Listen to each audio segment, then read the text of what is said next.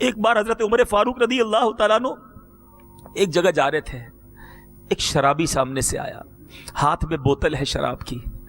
حضرت عمر نے کہا یہ کیا ہے؟ وہ بندہ ڈر گیا، کہتا ہے خلیفۃ المسلمین سامنے ہیں، ہاتھ میں شراب کی بوتل ہے، میں کیا کہوں؟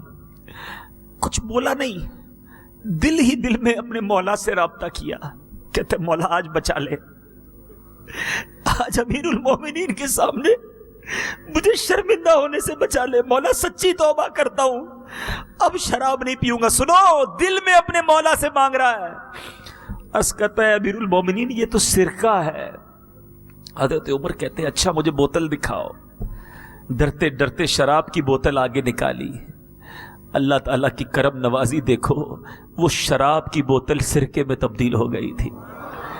تم اللہ سے دوستی کر لو، اس کی بارگاہ میں سر جھکا لو، وہ تمہارے عیب ختم کر دے گا، تمہارے جرم معاف کر دے گا۔ حدیث پاک ہے التائب من الذنب کمن لا ذنب لہ، گناہوں سے توبہ کرنے والا ایسا ہے جیسا اس نے گناہ کیا ہی نہیں ہے۔ ارے آؤ، تمہیں رحمت پکار رہی ہے، کدھر جا رہے ہو؟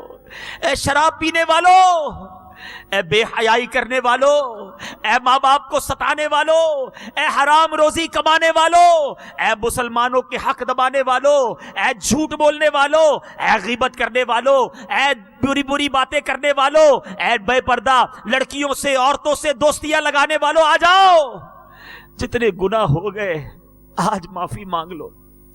نہیں کرو ایسا، یہ گناہوں بری زندگی اچھی نہیں ہے۔ ارے کب تک اپنے مولا کو ناراض کرتے رہو گے؟ کب تک اس کی بارگاہ میں نافرمانیاں کرتے رہو گے؟ اگر یہ گناہ کرتے کرتے مر گئے اور اللہ ناراض ہو گیا نا، ہم پھنس جائیں گے، اللہ کے سوا کوئی نہیں۔ ارے رب ناراض ہو گیا تو برباد ہو جائیں گے۔ لا یغفر الذنوب الا انت یا اللہ، اللہ کے سوا کوئی نہیں جو گناہ معاف کرے گا۔ ارے آؤ، اسی سے معافی مانگ لو۔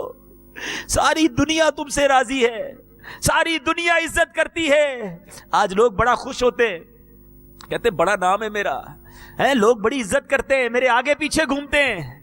اے دعوت اسلامی والوں، میں اور آپ بھی سوچیں، آج لوگ ہمیں نیک سمجھتے ہیں، ہمارے ہاتھ چومتے ہیں، ہم سے محبت سے پیش آتے ہیں۔ ہر کوئی سوچے ساری دنیا تم سے راضی ہے، لیکن اگر رب ہی ناراض ہے تو یہ عزت کا کیا فائدہ؟ سب خوش ہے مجھ سے مگر میرا مولا ناراض ہے، کیونکہ اسے خبر ہے، اسے تو خبر ہے میں کتنا برا ہوں۔ تو عیبوں کو میرے چھپا یا الہی۔ تو خدا را راضی کرنا ہے تو اپنے رب کو راضی کرو، محبت کرنی ہے تو اپنے مالک سے محبت کرو۔ ساری دنیا کو راضی کرنے کے لیے بندہ اپنے رب کو ناراض کرتا ہے، بے وقوف ہے وہ۔